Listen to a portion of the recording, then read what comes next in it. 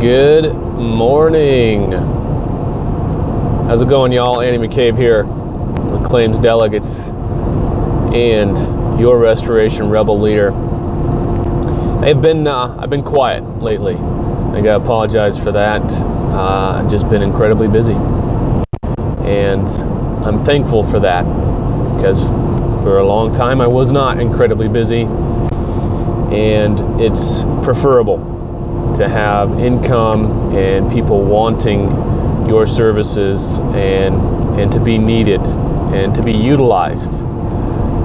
Isn't that what we're all here for, right? We want to have a purpose. We want to have a meaning to get out of bed in the morning. All right, let's not start rambling. Hey, I'm listening to a book.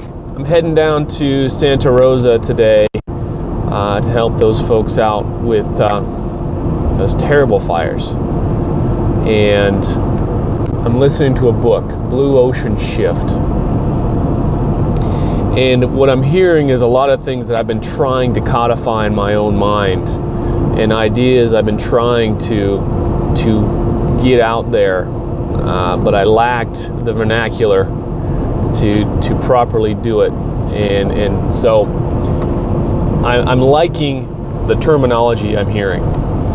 So coming off of the Restoration 2.0 Summit, great energy, great response. The question remains, now what? What are we going to do?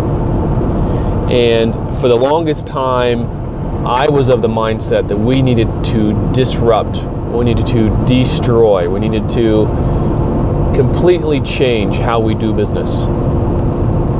And only the last part of that is actually true. We need to completely change how we do business. How we do business in the restoration world as Restoration Rebels or Restoration Alliance members. Actually, I was told I can't use that word. I guess that exists already.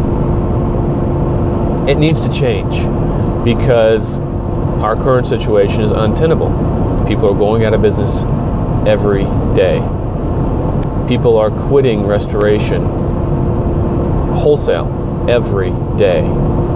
But the answer, the more I'm listening to this book, Blueshift, and after reading The Innovator's Solution and really getting down deep into the heart of what my purpose is in this planet and in this industry, disruption and destruction is not what we're after. What we're really after, and what I mean by when I've said before we need to take our ball and go home, what we're searching for and striving for is new market creation. For example, what the traditional disruptive mindset is a technology or an industry or a procedure supersedes and then makes a previous technology or strategy obsolete. CDs versus tapes, digital cameras versus film. Those things, those technologies completely destroyed, right, the incumbents. There was no need to wind film into my camera anymore when I had a digital camera. It's hard to do. It's capital intensive. And despite the story that we love of David versus Goliath, the reality is Goliath usually wins. Going up against entrenched, well-funded, well-capitalized industries and industry players, the little guy doesn't win a lot. He does sometimes.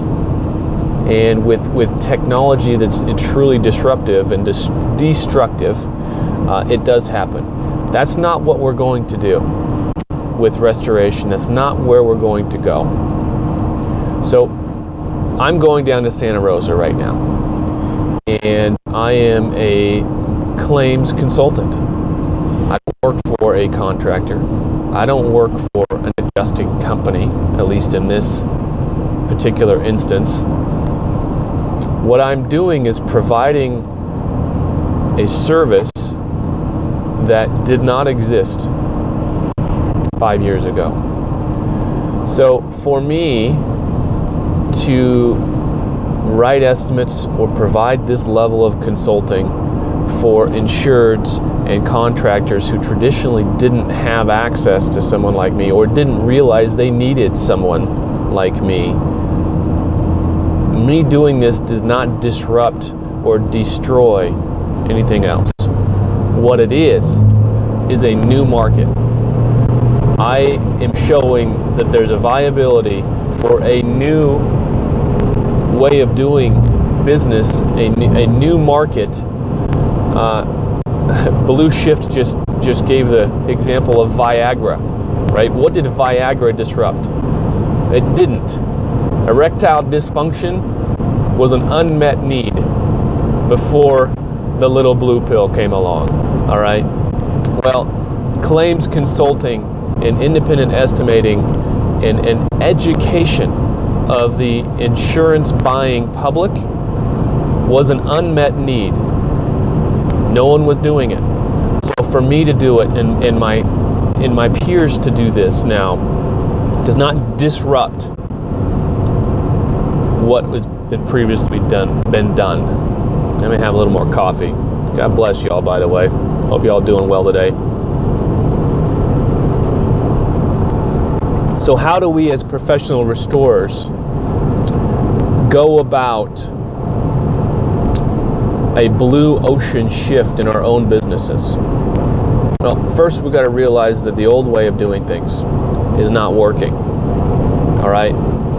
The things that we thought were important and the way we think of how we do work on a day-to-day basis needs to shift, needs to change. We need to do things differently because we hope to be different. O.P. Almaraz came and told a story of Allied Restoration in Orange County, and his business made a blue ocean shift. He decided to go at a different market from a different direction and break away from the traditional rules and regulations that don't really exist, but we play by them anyway, of the standard restoration playbook.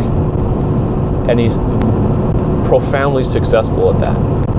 A lot of it has to do with he's just an awesome human being with great energy. There's no doubt. I'm not going to take anything away from OP as a person because he is a genuine giant in my mind. Love you, brother.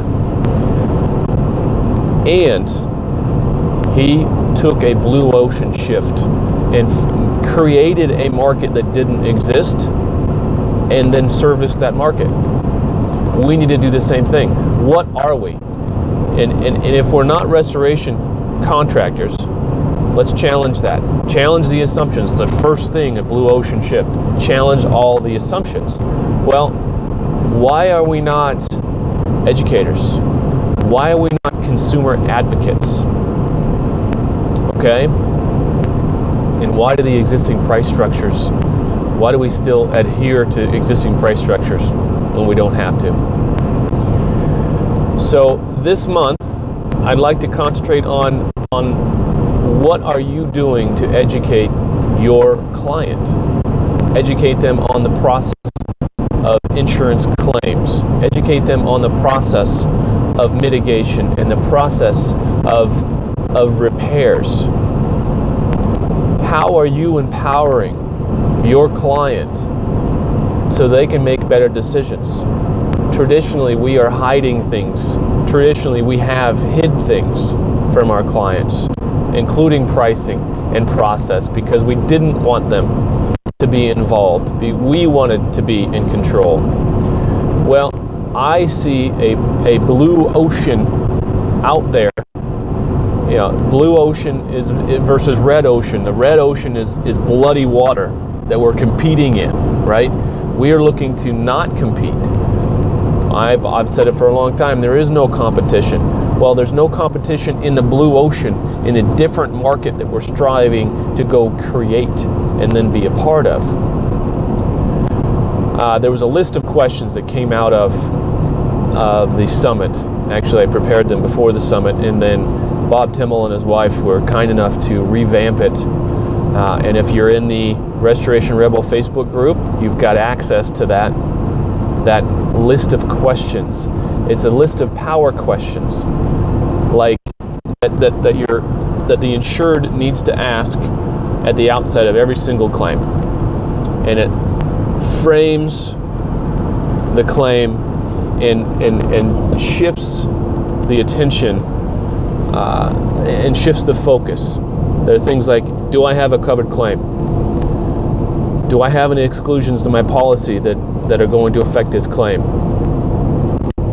Do you have any advice, Mr. Adjuster, for me? Are you going to help me with this claim? Can I use a contractor of my choosing to do these repairs? What if the repairs are more, what if the estimates I get for my repairs are more than what you give me is part of my settlement, or more than my policy limits? Empowering questions. Questions that we asked as contractors for years, we have no business asking, because it's not our insurance policy. It's not our insurance company. We need to concentrate on the client and empower our client to ask those questions, because they're better suited to do it anyway. So I highly recommend Blue Ocean Shift. Read it, get it. Along those lines, get The Innovator's Solution, another great book. Otherwise, I'm driving another 8 hours somewhere, so this is not going to be the last video I make today. Hopefully the next one's a little more cogent. Hope you all doing well. We'll see you.